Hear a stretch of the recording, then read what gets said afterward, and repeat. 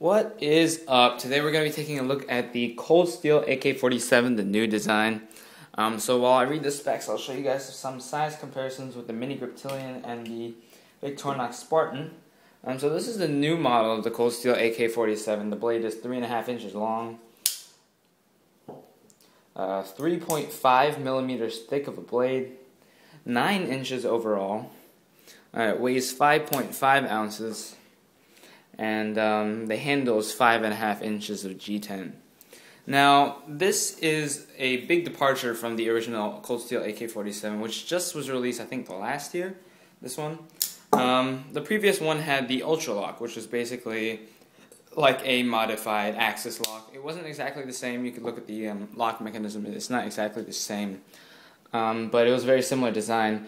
But this year they've modified it to be the Triad Lock, which is Andrew Demko's version of the back lock.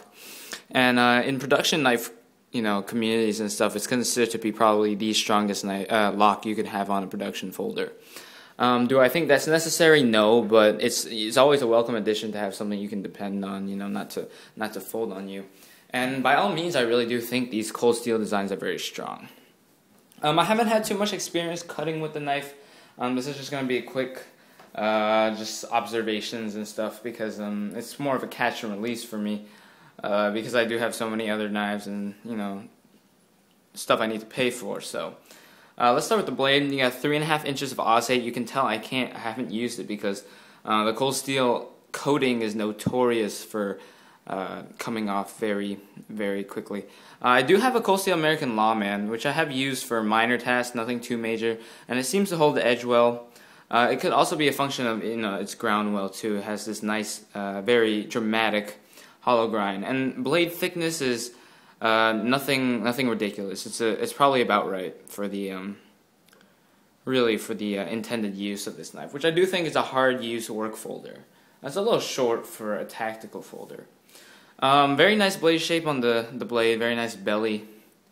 Has this nice sort of drop point deal near the tip here. If you look at the tip though, it actually does get pretty thin towards the end of the blade. So I would worry a little bit about that when you're doing really hard tasks, maybe prying or something. That might break on you. But if you do anything just reasonable with the knife, you won't have any problems with it. There's a slight swedge cut into the top here. AK-47, Cold Steel. And I will tell you, on my American Lawman, even just carrying it, the coating will come off. So you can't really expect it to stay there. But I've seen a lot of pictures of modified Cold Steel AK-47s and more so American Lawmans. And people have stonewashed the blades and satin finished the blades, and it looks really, really nice. So if your coating ever comes off, like half off or something, then you can always just finish it that way. The knife opens using this thumb stud here. It's got this, it's called thumb plate. It's sort of like a thumb disc, like the Emerson's. And it has this interesting little wave feature, which is what this that's why it sort of goes in there. This catches on your pants pocket. I've tried it a couple times, and it actually seems to work reasonably well.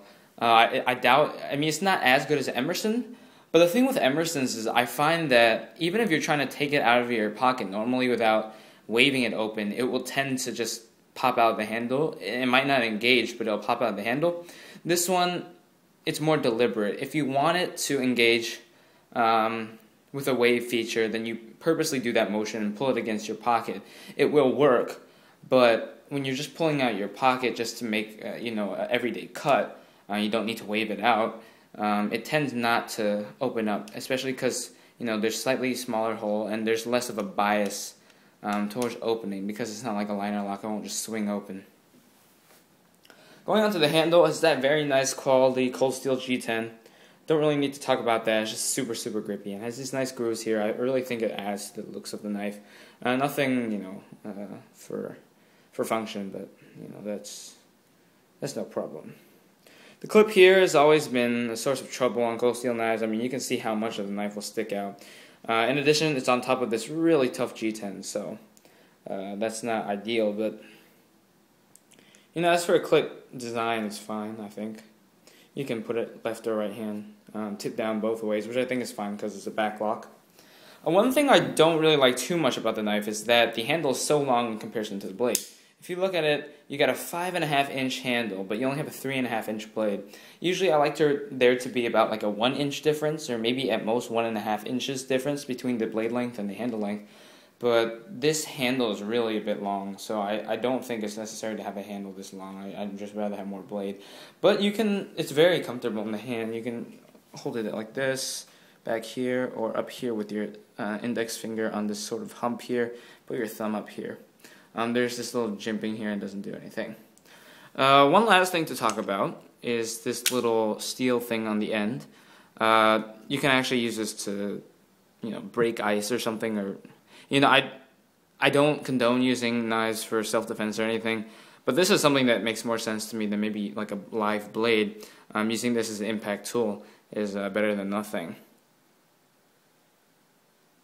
Weight is actually pretty reasonable on this guy. 5.5 ounces is nothing too out of the ballpark, and that's probably attributed to the linerless G10 handles, which I do think is a good idea.